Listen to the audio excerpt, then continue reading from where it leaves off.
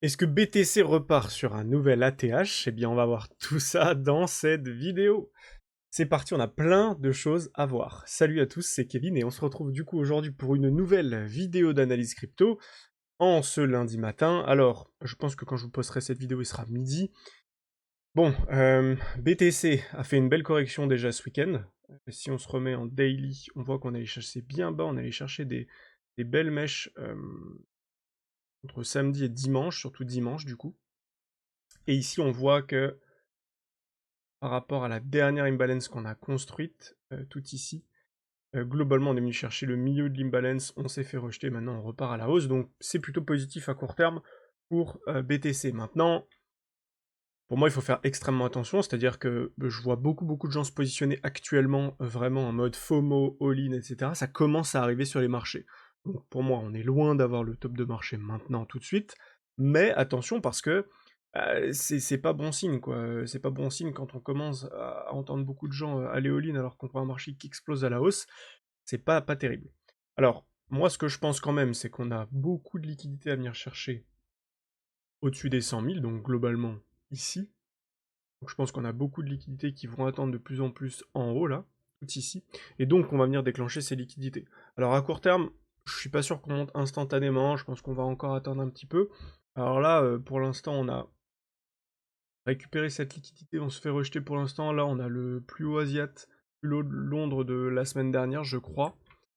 Euh, d'une des journées en tout cas de la semaine dernière, on a récupéré ça, derrière on se fait rejeter, donc c'est plutôt négatif, mais c'est très court terme, je veux dire, c'est pas l'objectif de cette vidéo, moi à côté je suis en train de faire un trade, mais là l'objectif de cette vidéo c'est de vous apporter de la clarté sur la partie investissement.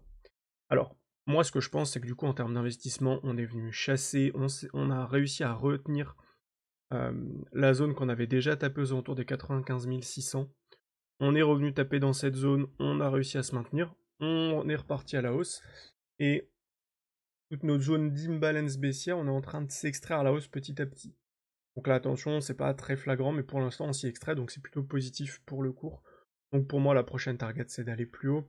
Je pense que tant qu'on n'aura pas atteint au moins les 104, 105 000 dollars, globalement, voilà, dans cette zone, on aura toujours un marché haussier. Maintenant, on va s'attarder sur, ok, mais qu'est-ce qu'on fait à plus long terme? Pourquoi? Parce que, actuellement, là, je vais vous montrer ça, c'est extrêmement pertinent. On a BTC euh, qui est monté, on l'a vu. Et là, actuellement, on a BTC qui stagne depuis les 99 000, quasiment 100 000 dollars. Et on a l'open interest du coup qui s'est calmé. Et sur les alts, et ça c'est les alts, c'est sans le BTC, sans ETH, on a quand même l'open interest qui remonte très fort. Et attention parce que j'ai vraiment l'impression qu'il y a beaucoup de gens qui sont en train d'all-in sur les alts maintenant tout de suite. Faut quand même se rendre compte qu'on est très haut en termes d'open interest ici. On est à 30 milliards sur les alts, ce qui est énorme. On a eu une hausse monstrueuse, on n'a pas eu encore de correction folle, et très souvent ce qui se passe, c'est qu'on a une correction forte. Ici les fundings sont quand même élevés depuis longtemps. On n'a pas eu de zone rouge depuis un petit moment, donc ce serait pas étonnant qu'on ait une grosse chute de l'open interest au moment où on vient baisser sur BTC, on va baisser beaucoup plus sur les alts. On va aller dans le rouge sur notre funding, et là on aura des super zones d'achat sur les alts. Donc ça peut arriver maintenant, ça peut arriver la semaine prochaine, on peut pas timer le marché. Ça sert à rien d'essayer de faire des plans sur la comète, etc. Moi ce que je pense c'est que de toute manière on va se taper un 25-30% de correction. Donc à partir de ce moment-là, si on se tape un 25-30% de correction minimum sur plein d'alts, que vous ayez acheté maintenant tout de suite, ou même si le marché monte encore parce que vous avez peur que ça monte, que ça monte, et donc vous voulez acheter maintenant pour pas acheter plus tard, le problème c'est que si derrière on corrige de 30%, qu'on corrige de 30% par rapport à maintenant, qu'on corrige de 30% par rapport à après, on corrigera beaucoup de toute manière et on sera plus bas qu'actuellement. Donc en fait, pour moi, ça fait pas trop de sens de all-in tout de suite maintenant et de rentrer comme un porc. Euh, même si c'est bien, hein, je veux dire, le marché est plutôt beau.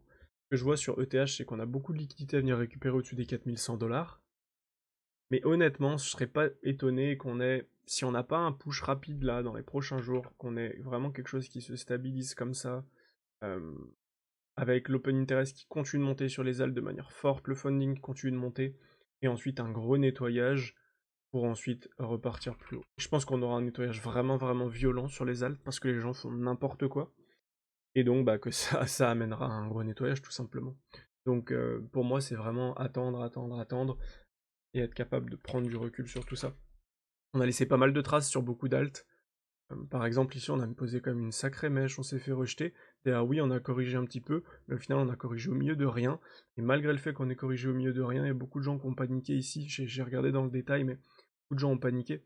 Là, attention à ce qu'on fasse pas juste un rebond, commencer à poser une structure comme ça, comme ça, comme ça, et derrière, paf, faire un gros nettoyage. Et on peut faire des nettoyages vraiment rapides.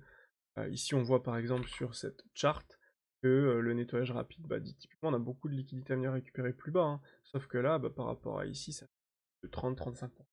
C'est vraiment, vraiment des baisses importantes.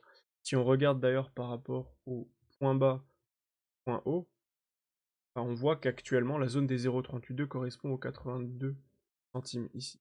Et donc cette zone-là, typiquement, bah, elle est déjà intéressante. Pourquoi elle est intéressante? Parce que ce serait un pullback par rapport à la cassure qu'on a faite ici. C'est-à-dire qu'on a fait grosse cassure, derrière, paf, pullback, tout est racheté, derrière, explosion à la hausse des actifs comme ADA par exemple.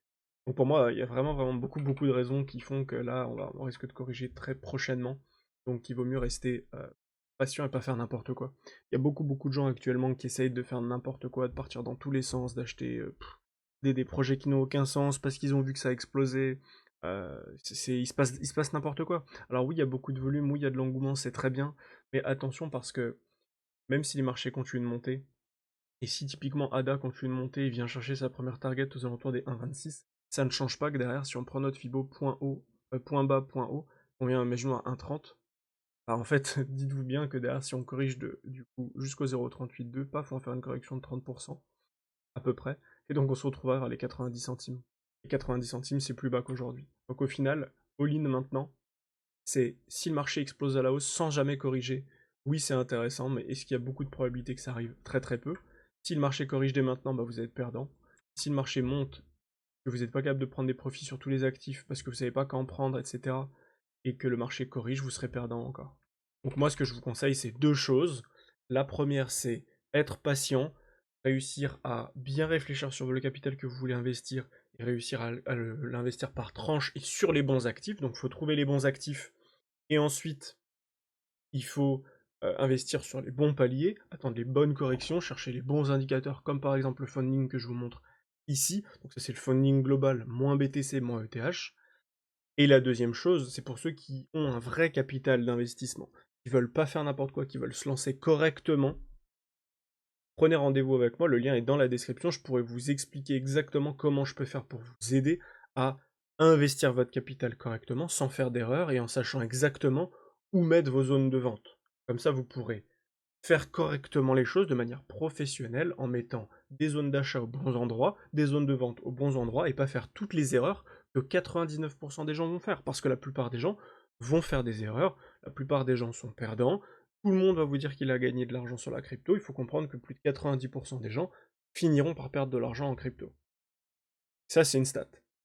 Si vous voulez faire partie des top 90%, bah faites comme tout le monde, c'est-à-dire regardez simplement des vidéos et allez all-in sur des projets, et vous finirez par être perdant parce que vous ne saurez pas qu'en sortir. Avec l'euphorie, vous allez en vouloir toujours plus, et c'est normal, parce que j'ai fait aussi cette erreur dans le passé.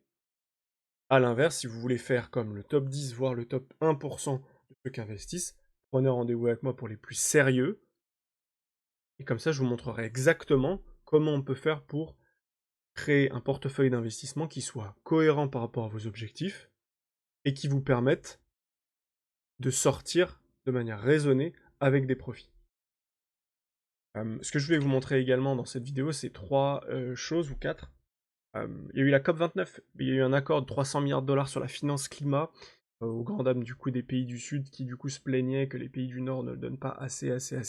Bon, au final, l'accord de 300 milliards, il va faire beaucoup parler, ça fait très beau, puisqu'à la base on parlait de 100 milliards, sauf qu'à la base c'était 100 milliards d'ici 2025-2026 je crois, et là au final c'est 300 milliards d'ici 2035. Et en fait si on lisse la hausse que ça fait par rapport à ce qui était prévu, je crois que ça fait une hausse de 5 à 10%. Il me semble que là-dedans c'est écrit aussi... Ouais voilà, ça donne à peu près une augmentation de 7%, ce qui est au final un petit peu ridicule, mais voilà, ça a fait un petit peu parler. Euh, mais oui, bah les pays du Sud qui se plaignent forcément parce qu'ils sont délaissés, mais le monde est créé comme ça et c'est un peu malheureux. Voilà, dites-moi si ça vous intéresse que je vous laisse ce type d'article pour que vous puissiez le lire.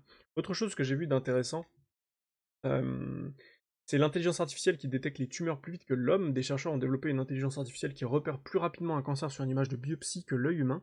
Je trouvais ça vraiment sympa, donc c'est encore un article vraiment vraiment cool que je pourrais vous mettre en commentaire si ça vous intéresse.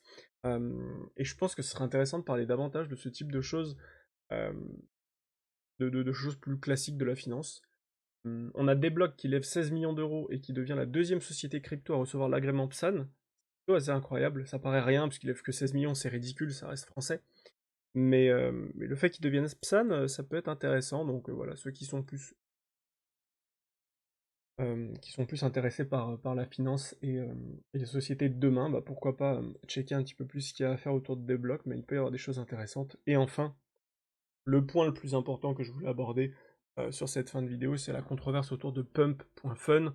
Je vais faire un gros disclaimer autour de ça. Bon, déjà, pas de conseil d'investissement, c'est une certitude, mais Pump.fun, c'est ça, c'est ce site. En fait, ce site permet à chaque personne de soit créer un nouveau coin et de le lancer pour laisser des gens investir dessus, ou soit de rejoindre des projets qui existent déjà. Donc là, je vous les ai placés par market cap. Le plus gros fait 1,3 milliard, donc on voit quand même qu'il y a des gros projets, hein. 800 millions, 500 millions, 400 millions, 400 millions, 400 millions. Donc il y a quand même des gros projets hein, qui ont de poids. Et moi, ce que je vous conseille de faire, c'est de faire très attention parce que ce type de site et ce type de crypto, honnêtement, ça peut être intéressant, mais si on a des grosses compétences en trading, court terme, ou bien pour des continuités de tendance, mais là on est déjà sur des gros projets, hein. 400 millions ça n'a aucun sens, donc ce qui est intéressant c'est d'aller chercher dans des plus petits projets qui ont 5 millions, 10 millions, 15, 20 millions de market cap, et du coup qui vont avoir un potentiel de gain intéressant et de la volatilité sympa. Donc pour ça, ça peut être intéressant, mais honnêtement, c'est tout. Donc moi, ce que je vous conseille, c'est ceux qui sont débutants ou intermédiaires de ne pas du tout aller sur ce type de choses, et de pas écouter tous ceux qui vont vous dire «Ah oui, mais il y a un nouveau coin qui a explosé, du coup c'est trop bien», parce que il y a forcément des gros coins qui vont exploser. Mais combien de coins vont aller à zéro? Et quand vous avez 200 coins qui vont à zéro, et il y en a un ou deux qui explosent, c'est bien, mais ça vaut pas le coup en fait. Donc moi, ce que je vous conseille, c'est vraiment de vous former correctement, de pas faire n'importe quoi, et au lieu d'aller chercher des solutions miracles sur ce type de site un peu de merde au final, c'est d'aller vous monter en compétence pour savoir comment faire de l'argent sur BTC, comment faire de l'argent sur ADA et sur plein d'autres actifs. Euh, donc voilà, le BTC en tout cas, pour le moment, il n'y a rien à dire, ça va toujours aller chercher au-dessus des 100 000.